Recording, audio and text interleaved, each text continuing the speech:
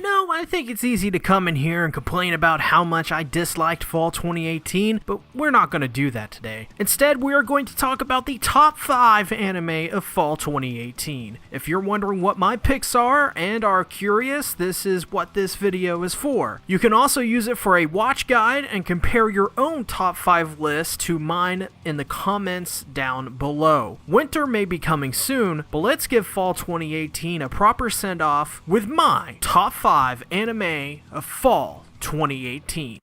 Number 5.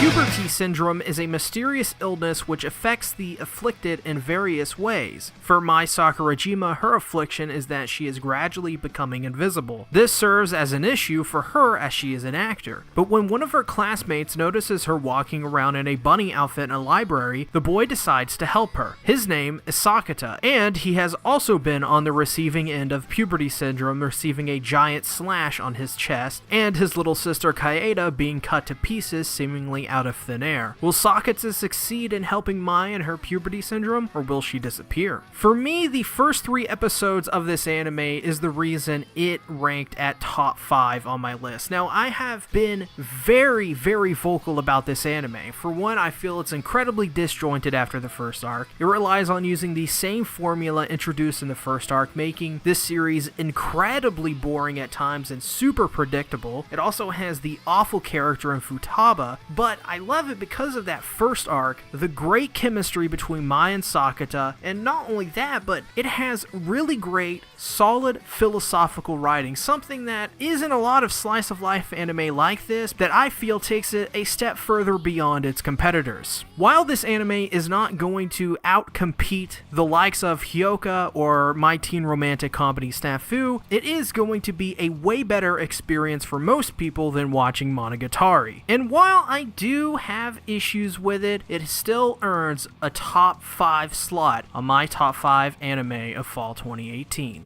Number 4.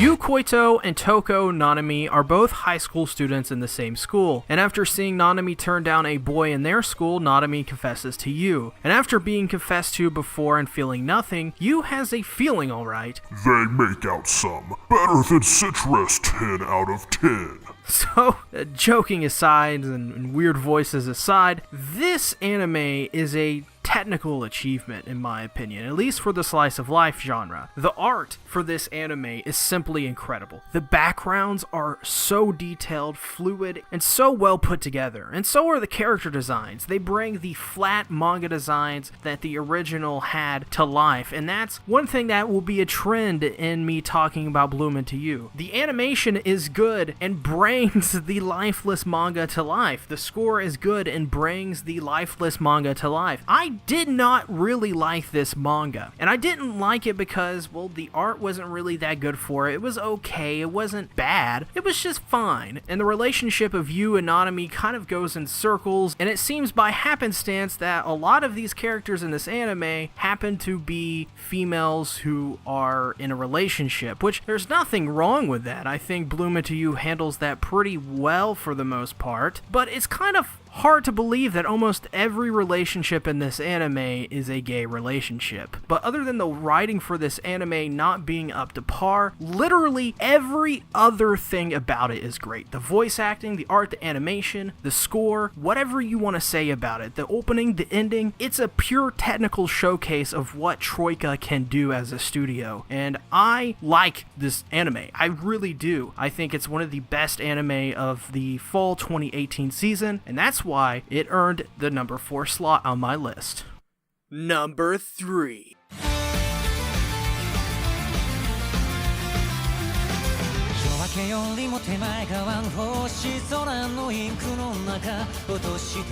After his parents die, Masaru is on the run from people who want his inheritance. But when he comes across Narumi, he helps rescue Masaru from his pursuers. But when they come back and it's revealed they're automata puppets, they derail the train they're on. The train crashes into a circus, and there they find Shirogane, Masaru's handler. Together, the three will challenge the obstacles that come their way. Karakuri Circus, first of all, is a blast. This anime, while being 36 episodes and still having really awful pacing issues, has really good action, has unique and compelling characters, it has great art, and the character and action alone are really enough to propel this anime to my number 3 slot. And that may seem surprising, but honestly, this anime has really good action, and it has really awesome characters that you just can't help but love. They're very charismatic and unique and goofy at the same time. This is an anime that I would compare to JoJo in the best of ways. You guys know I'm not that huge of a fan of JoJo, so for me to watch this anime and really enjoy it, well, it's kind of surprising coming from me. And I think as this anime goes on and on, I think the issues will be ironed out with the pacing, and I think by the end of its 36 episodes, we'll be talking about how awesome Karakuri Circus is. With that being said, that's how it earned a number 3 slot on my list. Number 2.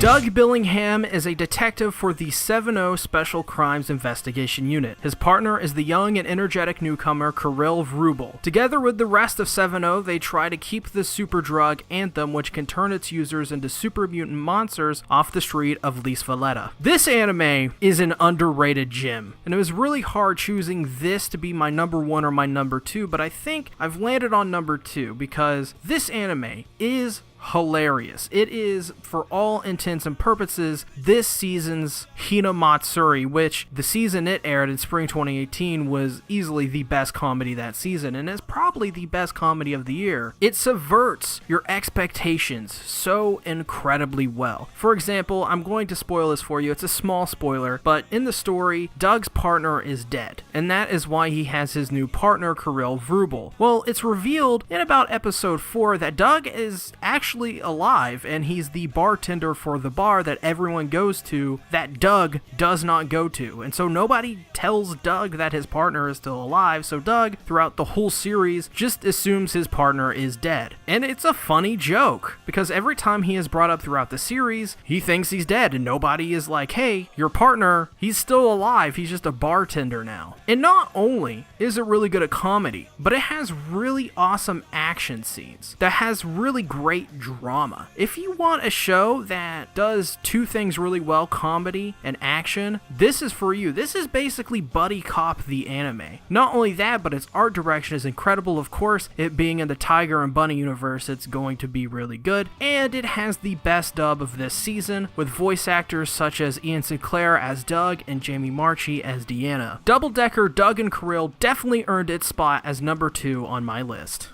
Number 1.